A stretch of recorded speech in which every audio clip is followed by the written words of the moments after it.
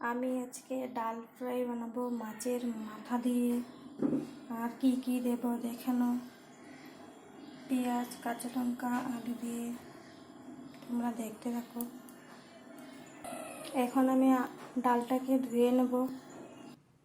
আমি ডাল ধুয়ে নিলাম, আলুগুলাও কেটে নিলাম, ভালো করে ধুয়ে এখন সিদ্ধ করে নেব। ডালগুলা সিদ্ধ করে নেব।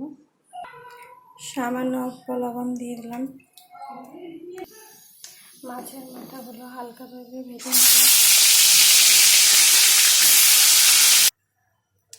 এখন আমি পেঁয়াজ দিয়ে দেবো।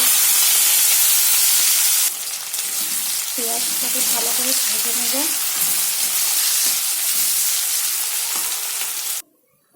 আমার ডাল ভালোভাবে সিদ্ধ হয়ে গেল।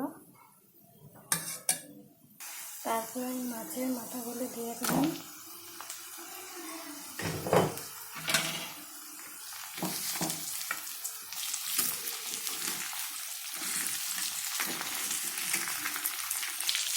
হলুদ, জিরা,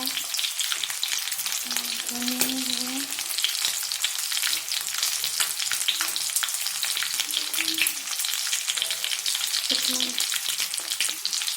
এখন আমি ভালোভাবে নাড়ে নিয়ে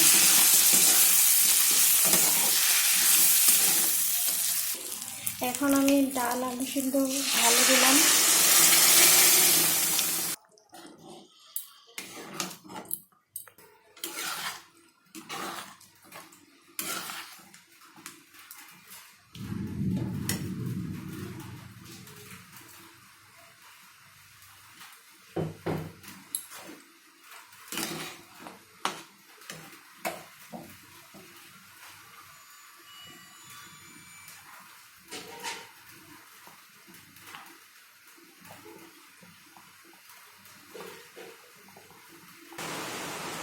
আমার ডাল ফ্রাই হয়ে গেল।